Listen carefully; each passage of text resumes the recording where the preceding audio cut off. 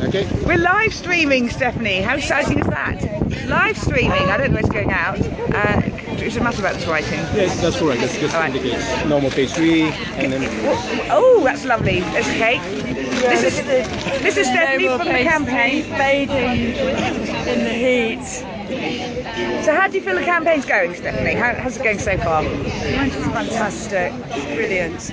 It's changing lives and changing culture. So how long do you think it's going to take Mr. Murdoch and his editors to go, oh, come on, we need to grow up? I think it's difficult to say. There's a lot of different factors involved, but I can't see it lasting much longer. I don't see how they can continue justifying the unjustifiable for very much longer. There's so much public pressure now. Yeah. We'll see. Why do you think they have it? Why do you think it still exists? Why do they have it? Yeah. To sell newspapers. That was certainly how they started off by wanting to create a newspaper for the lads, so it was football and birds really.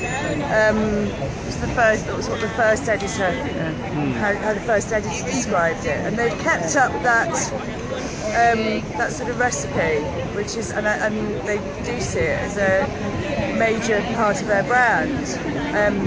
But that brand was made in a very sexist era, and the world has moved on, and the sun are looking increasingly like dinosaurs. Yes. And it's stuck there. Yes, they are stuck in the 70s, aren't they? And madam, you have, that's quite a thank you. That's quite a controversial message you've got there on your page 3, porn grooms children for abuse. Yes. It's interesting, isn't it? What if you think about it? That way? It's what page 3 actually does is tell young girls that their primary value is in terms of their breasts and their bodies, and it tells similar to young boys that's how they should see young girls, and therefore if young girls feel that that's their value and that's their role, then they're all the more amenable to being manipulated by abusers. So Lady's got a point. I think total sense. It makes total sense to me. I'm sure people like Jimmy Savile told girls they looked like they could be page 3 girls at times, didn't he? Yeah, he did. Yeah, he did. I've heard all of that. Yes. Madam, we have to get you a megaphone, don't we? Well, yeah. I think you're a natural. I don't actually really need one. Like I say, God gave me a big gob and I'm going to use it. And I don't really need to go out campaigning. I don't need stress and hassle in my life. But this is important. Yeah. It is really important. Not only because I suffered. I don't kind of suffer anymore. Although when I get lots of sniggers from young boys when I have my t-shirt on. But it's the younger generation. I thought we'd outgrown this. I thought there was respect. This page 3 belongs with Bernard Manning. It belongs with Jim will Fix It. It belongs with all the Carry On films. All of those embarrassing things that were niche, but they're in the past. They're all right to giggle at, but not all right to be mainstream. Yeah, well said, lady. What about you?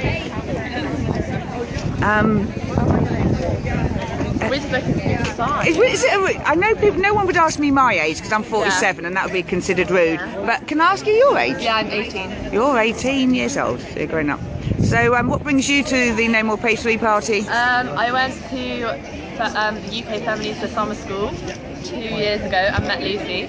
And I hadn't heard of it before. That's Lucy-Anne Holmes you met, who started the campaign, yes? And I hadn't heard of it before, and she just set it up. And she said she would come and talk at my school. And then I started running my school's feminist club this year, or last year.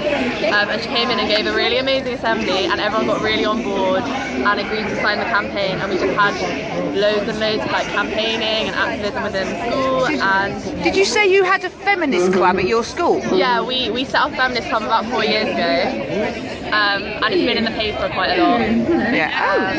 And what do you do in your feminist club? Well, we had loads of assemblies with loads of campaign runners coming in and talking.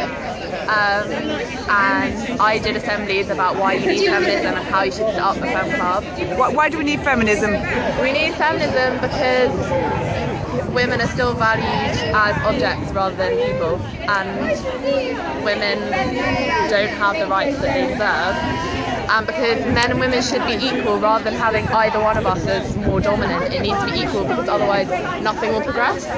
And especially in like developing countries, if you don't have equality between the sexes, then you will never have development and you will never have real progression because no one can progress while the other half of the family isn't progressing. My goodness, you're very clever. I don't know how you worked all that out at 18. My goodness, I'm still working out how to do my bikini top up. Really? Honestly. No, that's disparaging for me. I'm really impressed. Go girl, go girl. And they want to say hello to you as well. Right, they want to say hello. Anyone want to say hello? I can live stream myself, can I? No. Look, it's Rena Pepper interviewing people at the end. No more pastry. Throwback to the 70s party outside the Sun HQ.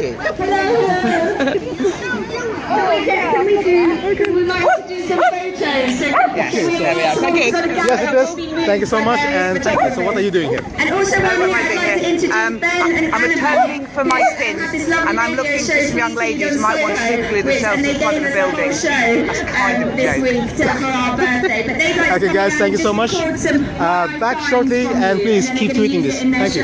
To get people